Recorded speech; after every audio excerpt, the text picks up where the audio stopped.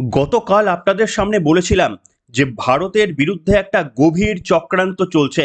বাংলাদেশের যে অশান্তির মতো ঘটনা ঘটছে, গণতান্ত্রিকভাবে নির্বাচিত শেখ হাসিনাকে সরিয়ে মৌলবাদী নেতা মোহাম্মদ ইউনূসকে ক্ষমতায় নিয়ে আসা, শুধু তাই নয়, সুপরিকল্পিতভাবে মোহাম্মদ ইউনূসের গলায় শান্তির নোবেল পুরস্কার ঝুলিয়ে দেওয়া এবং তারপরেই তাকে অশান্তির মতো একটি কাজে লিপ্ত করার যে চিত্রনাট্য, এটা পূর্ব পরিকল্পিত ছাড়া আর কিছুই নয়। আপনাদের সামনে গতকাল কয়েকটি ছোট্ট তথ্য দেখিয়ে সেটা প্রমাণ করার চেষ্টা করেছিলাম, আর এটাও বলেছিলাম যে আপনাদের সামনে আমি দ্বিতীয় পর্ব আনবো এবং আমার এই বক্তব্যের বিশ্বাসযোগ্যতার কোনো প্রমাণও যে আপনাদের সামনে দেব সেটার জন্য সময় চেয়ে নিয়েছিলাম। তাই আজকে সেই সময় এসেছে যেখানে আপনাদের সামনে আমি তথ্য দিতে চলেছি। ওপার বাংলায় যে ঘটনা ঘটছে সেটা একেবারেই স্ক্রিপ্টেড, এবং কেন নরেন্দ্র মোদী তথা ভারতের মতো শক্তিশালী দেশ, যারা গোটা বিশ্বের চতুর্থ নম্বর শক্তিশালী সামরিক দিক থেকে রয়েছে, সেই জায়গায় থাকা একটা দেশ কেন 36-37 নম্বরে থাকা সামরিক শক্তিতে বাংলাদেশের বিরুদ্ধে কোনো পদক্ষেপ করছে না।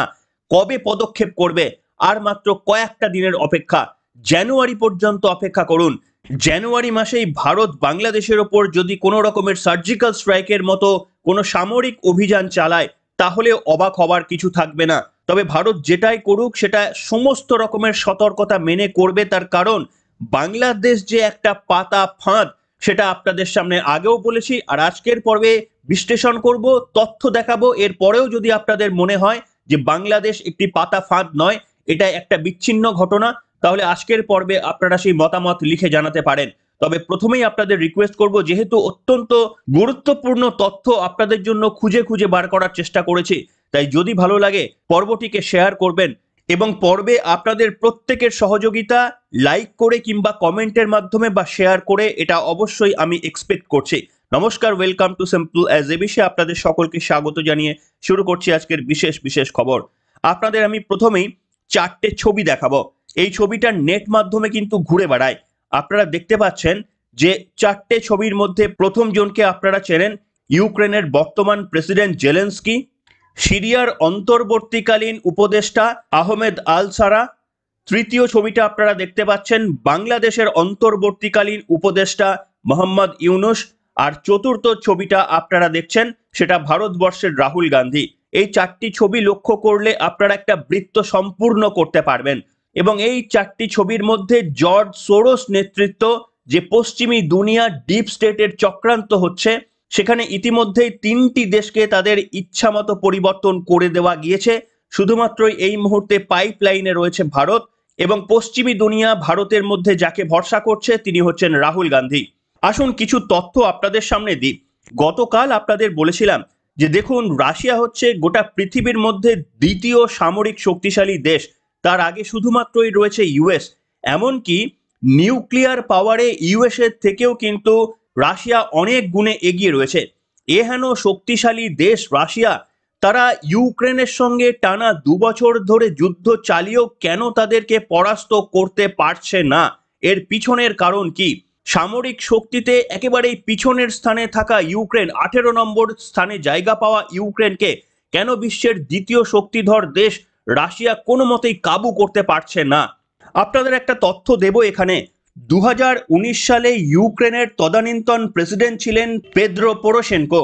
সেই 2019 সালের পেদ্রো পোরোশেনকো তিনি কোনোভাবেই রাশিয়ার সঙ্গে তাদের সম্পর্ক খারাপ করতে চাননি, কিন্তু পশ্চিমী শক্তিধর দেশ তারা একচ্ছত্র ক্ষমতার জন্য রাশিয়াকে দুর্বল করার চেষ্টা করছিলেন।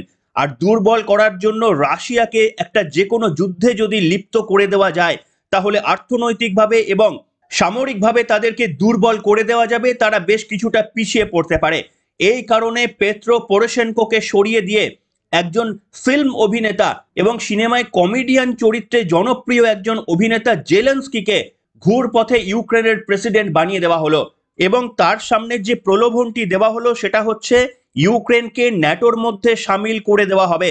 জো বাইডেন, আপনারা খেয়াল করেছেন, রাশিয়া এবং ইউক্রেনের যুদ্ধে সব সময় ইউক্রেনের পাশে দাঁড়িয়েছে, ইউক্রেনকে সামরিক শক্তি দিয়ে একদিকে যেমন সাহায্য করেছে, অন্যদিকে রাশিয়ার বিরুদ্ধে বিষোদ্গার করেছে।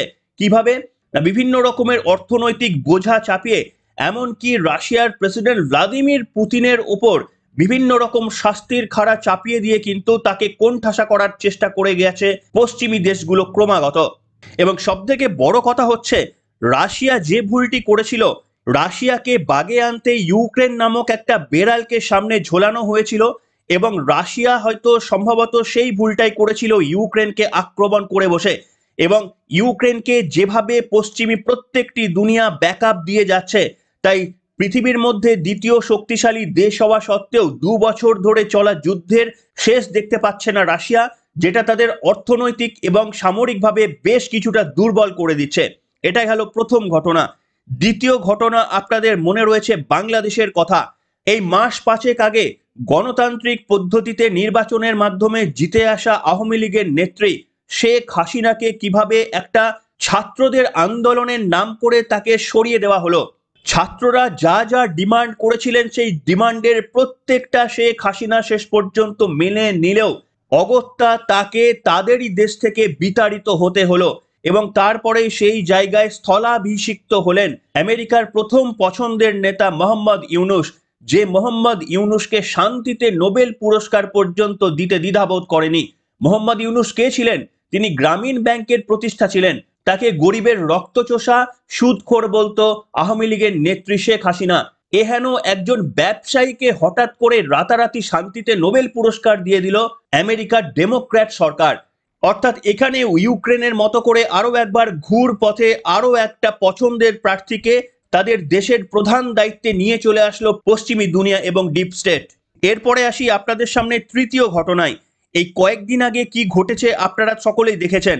2024-এর 8ই ডিসেম্বর বাশার আল আসাদ, যিনি ছিলেন সিরিয়ার প্রেসিডেন্ট, সেই সিরিয়ার প্রেসিডেন্টকে হঠাৎ করে সেখানকার বিদ্রোহীদের হাতে পরাস্ত হতে হয়ে তাকে দেশ ছাড়তে হলো এবং তার জায়গায় ঘুরপথে আরো একজন উপদেষ্টা পদে নিয়োজিত হলেন। তার নাম হচ্ছে বিদ্রোহী নেতা আহমেদ আল সারা।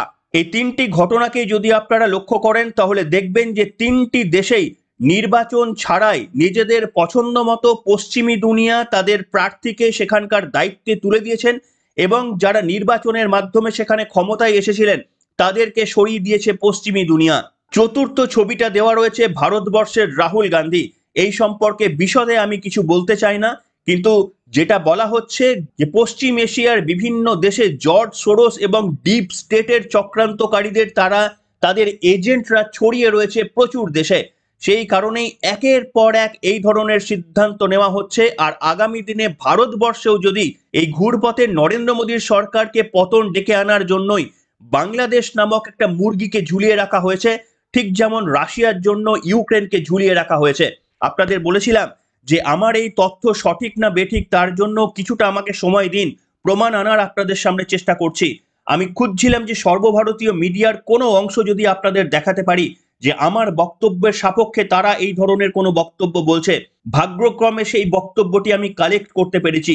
জি নিউজের একটা আপনাদের বক্তব্য শোনাবো। এই এতক্ষণ পর্যন্ত যেটা আমি বর্ণনা করলাম, একটু কান খুলে শুনুন জি নিউজের বক্তব্য, যে কিভাবে ভারতের সামনে বাংলাদেশের একটা ফাঁদ তৈরি করেছে পশ্চিমী দুনিয়া।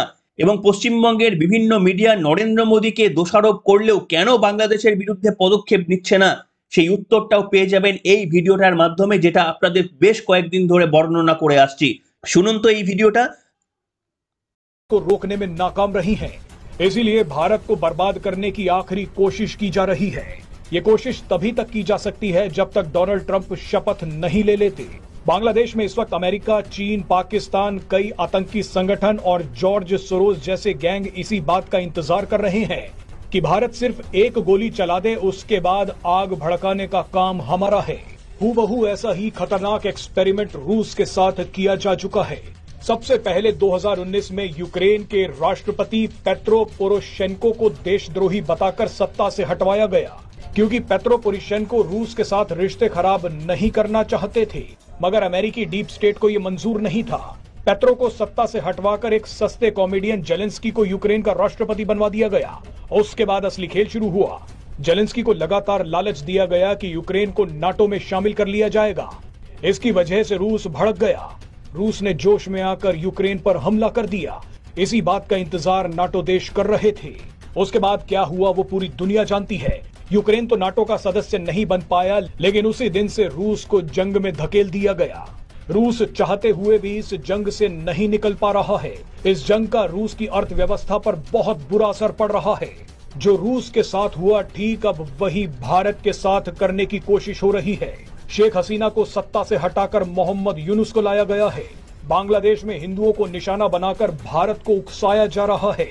ये खतरनाक शक्तियां चाहती हैं कि भारत के प्रधानमंत्री नरेंद्र मोदी एक बार बांग्लादेश पर हमले का फैसला कर लें, उसके बाद आग को भड़काने का काम दूसरे देश करेंगे। लेकिन आपको बता दें कि पीएम मोदी इन सभी देशों से 10 कदम आगे हैं। मोदी के नेतृत्व में भारत ने अभी तक संयम बरत रखा है।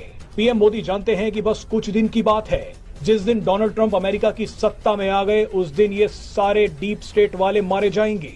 आने वाले दिनों में बांग्लादेश का इलाज किया जाएगा, लेकिन वो इलाज कैसा होगा वो पीएम मोदी तय करेंगे। पीएम मोदी बांग्लादेश में ऐसी कोई गलती नहीं करेंगे जिसकी वजह से भारत मुश्किल में फंस जाए। কি বন্ধুরা শুনলেন? এতক্ষণ পর্যন্ত যা যা বলার চেষ্টা করলাম আমি সেগুলো মিলল? এমনকি গত পর্বেও আপনাদের সামনে যা যা তথ্য দিয়েছিলাম তার সঙ্গে কি মিলল? আমি আপনাদের কাছে একটু সময় চেয়ে নিয়েছিলাম।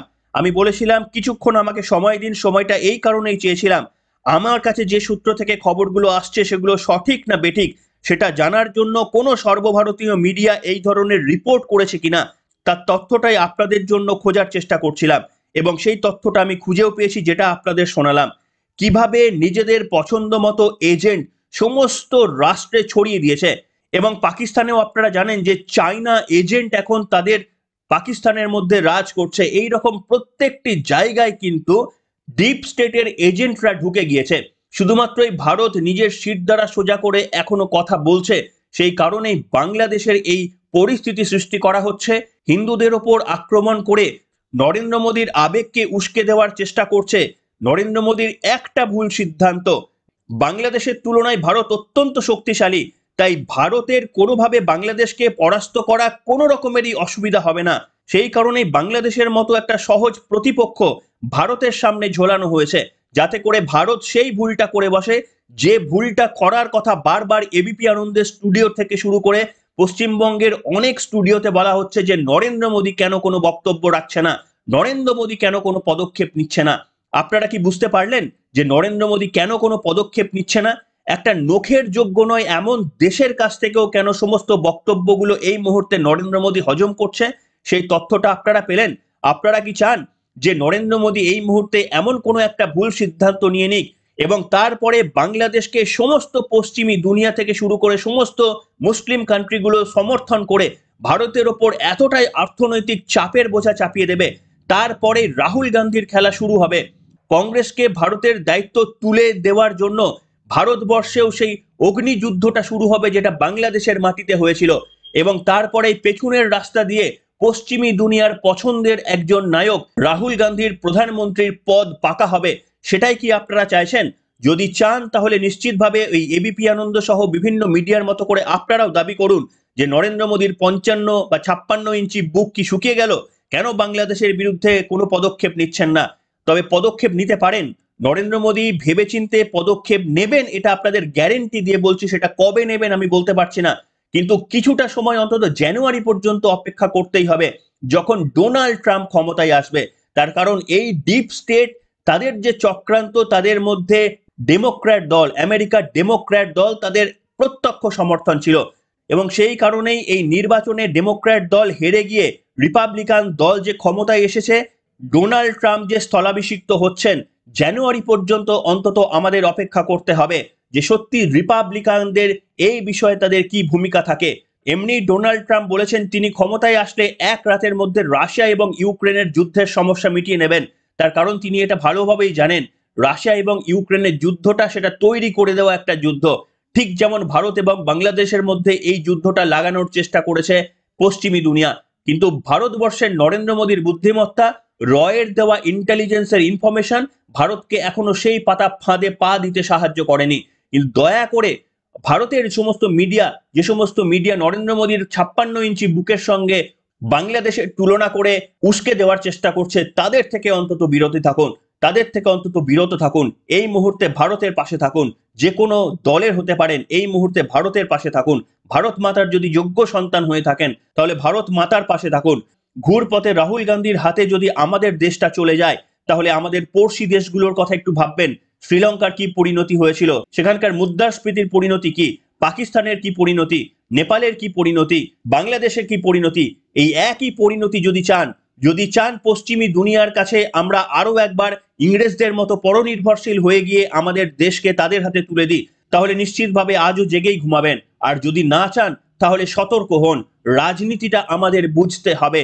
এটা যতক্ষণ না আমরা বুঝতে পারছি, ততক্ষণ পর্যন্ত আমাদের নিস্তার নেই। তাই বাংলাদেশের মৌলবাদীদের সঙ্গে যেন পশ্চিমবঙ্গের সাধারণ মানুষের একটা তফাৎ থাকে, সেই তফাৎটা আমরা যদি করতে না পারি, তাহলে আমাদের রাজ্যকে, আমাদের দেশকেও আমরা বাংলাদেশে পরিণত করতে বেশি সময় নেব না। আপনাদের মতামতের প্রতীক্ষায় থাকলাম। এখনকার মতো এখানেই শেষ করলাম।